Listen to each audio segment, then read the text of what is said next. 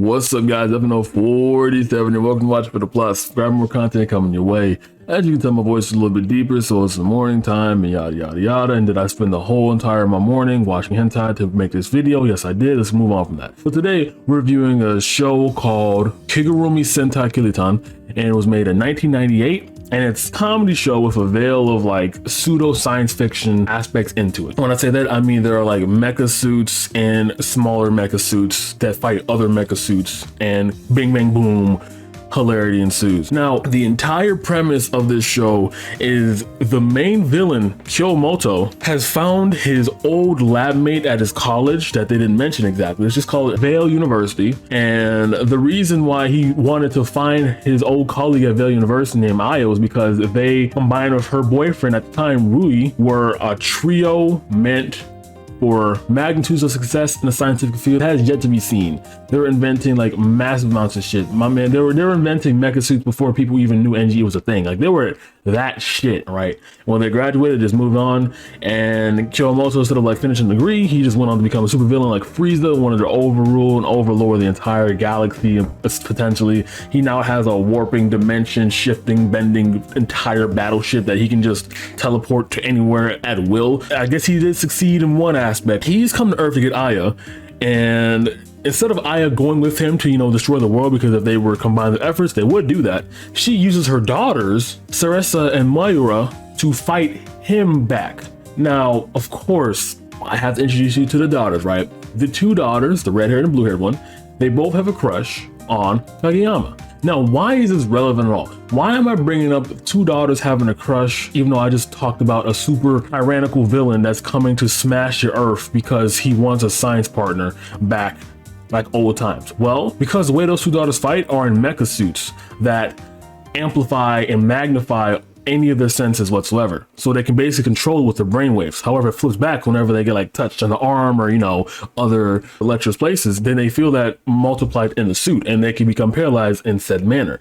And they use that as a comical effect in multiple instances in the show, and that's kind of funny, right? Because like in some suits, for example, like let's go dollar to francs, why not, let's do that show. So how they operate the machinery so smoothly, if it's just controls, there has to be some other function behind, like either they can control it with their mind, or their soul's a part of it, or this demon story they were trying to implement in Dawn of the Franks, why I dropped it, so many things going on there. And the fact that they're using how you can control it so smoothly, and the backdrop of that being, well, you can get touched and that will completely make you useless like an Achilles heel, is kind of funny. Am I ruining the joke by explaining it? Yes, but again, it's funny to me, so it's gonna be.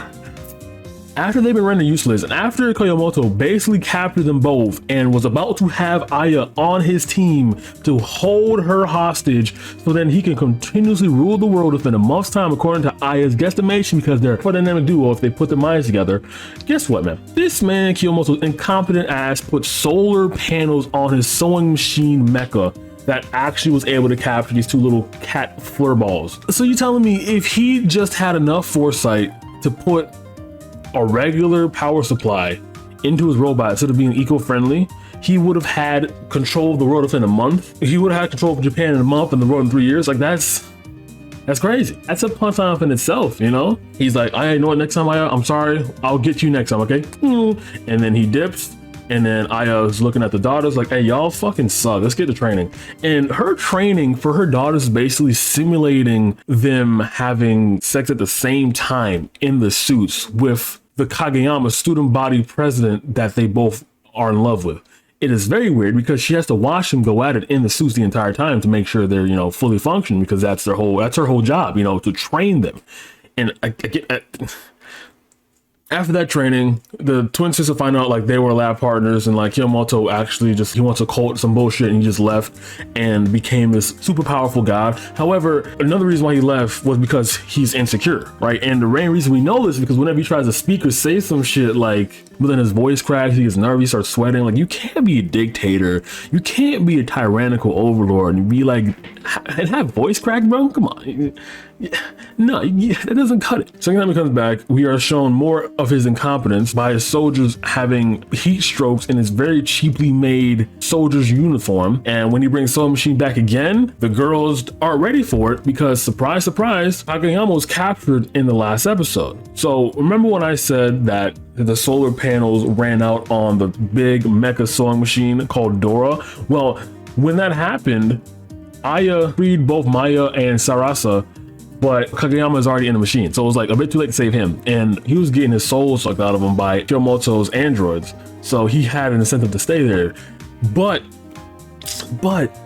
however, he didn't want to stay there forever because, you know, while it's cool to get your soul sucked, you kind of want your freedom. You kind of want to have everything else, right? I mean, let's be honest, like, it just isn't worth sacrifice your entire free will just to have, you know, some sex like once every hour or some shit like that. It's not worth it to me, you know. But yeah, so once the girls see him captured, they're rendered useless. They don't know what they're doing. They forget all the training, which low, and the Dora has them on the ropes. She's about to beat their ass, and then Aya's like, hey bro, Ruii, get the turbo dog, brother. And then he gets a turbo dog, which is what happens in Gurren Lagann whenever like they combine both robot suits and make this like ginormous one and beat the villain, because the ginormous suit fusion is way too strong to be handled, way too strong for the entire plot itself, because it breaks the ship in one go through. Like that, like if you had that power, why didn't you use it at the beginning? Why did you have to wait until, you know, they had to like borderline synchronize masturbate on the building with the backs against the wall to then activate this? This is so weird. Everything about this is so weird, but it's funny. It's funny because of how weird it is, right? Because like the parents are basically like Shinji's dad in NGE, except if the robot wasn't just a robot, it's just a big ginormous pocket pussy activating robot that then he in turn would orgasm and have more powers because he's orgasm, and then the father would have to watch him do that every single time. That's basically what this is. It's very, very wild, but like, it's funny because it's wild. Do you get what I'm saying there? That was Kigurumi Sentai Kiltian, and I liked it. You know, it was a very fun, sort of wholesome watch.